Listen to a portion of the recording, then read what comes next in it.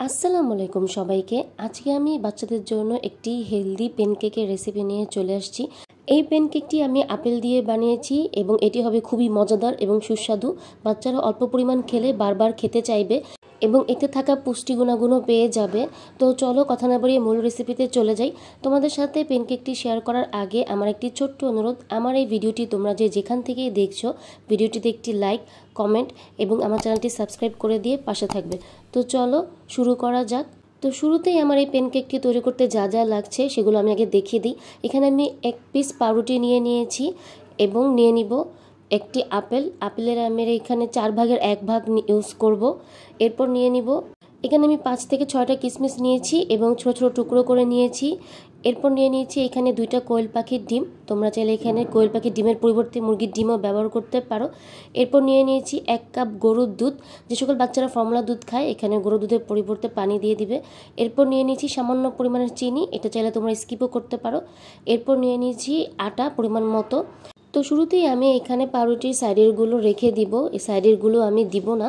তো তোমরা চাইলে এটা রেখে দিতে পারো, কোনো সমস্যা হবে না। তো এখানে আমি গরুর দুধ দিয়ে পাউরুটিটাকে ভালোভাবে ভিজিয়ে রাখবো 4 থেকে 5 মিনিট। এখানে তোমরা চাইলে গরুর দুধের পরিবর্তে পানি দিয়েও পাউরুটিটাকে ভিজিয়ে রাখতে পারো।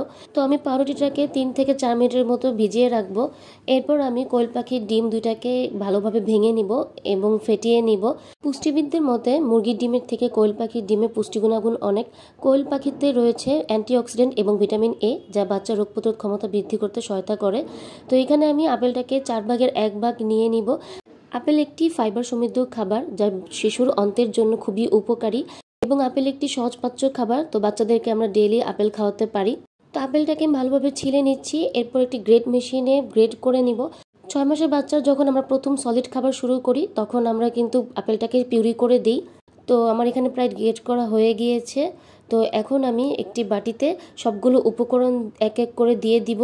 তো আমি পাউরুটিটা যে ভিজিয়ে রেখেছিলাম সেটা একদম নরম তুলতুলে হয়ে গিয়েছে, হাত দিয়ে খুব সহজভাবেই ভেঙে দেওয়া যাচ্ছে। তো এভাবে করে আমি হাত দিয়ে পুরো পাউরুটিটাকে ভেঙে নিব।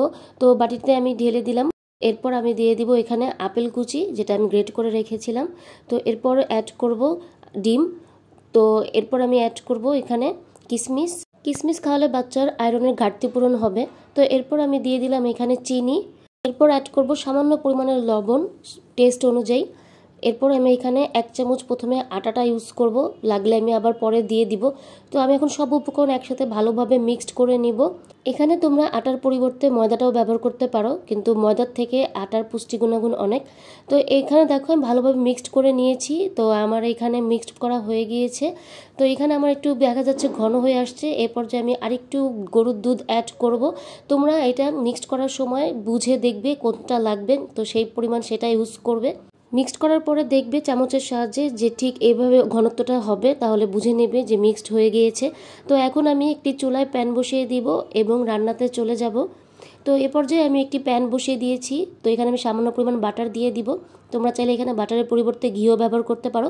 তো বাটারের পুষ্টি গুণাগুণ অনেক। বাচ্চাদেরকে বাটার খাওয়ালে শারীরিক বৃদ্ধিতে সহায়তা করবে এবং এতে রয়েছে প্রোটিন, যা বাচ্চার পেশি শক্তিশালী করতে সহায়তা করবে এবং এতে রয়েছে ওমেগা 3 এবং ওমেগা 6 ফ্যাটি অ্যাসিড, যা বাচ্চা মস্তিষ্ক বিকাশে সহায়তা করবে।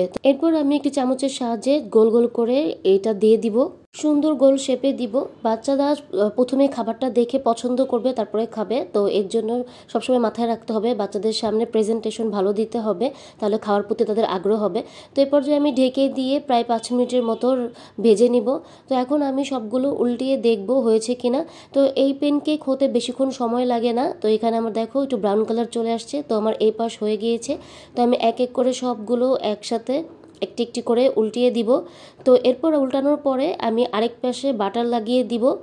তো বাটারটা আমি সব জায়গায় যাতে লাগে এর জন্য আমি সব জায়গায় এভাবে করে লাগিয়ে নিব। তো আবার আমি 5 মিনিটের জন্য ঢেকে এটাকে ভেজে নিব। তো আমার প্রায় 5 মিনিট হয়ে গিয়েছে। তো এখন আমি এটা তুলে নিব এবং আমার এই পাশও সুন্দরভাবে ভাজা হয়ে গিয়েছে। তো আমি সবগুলো উল্টিয়ে দিচ্ছি। তো এক এক করে এখন আমি তুলে নিব। তো এই হলো আজকের প্যানকেকের রেসিপি।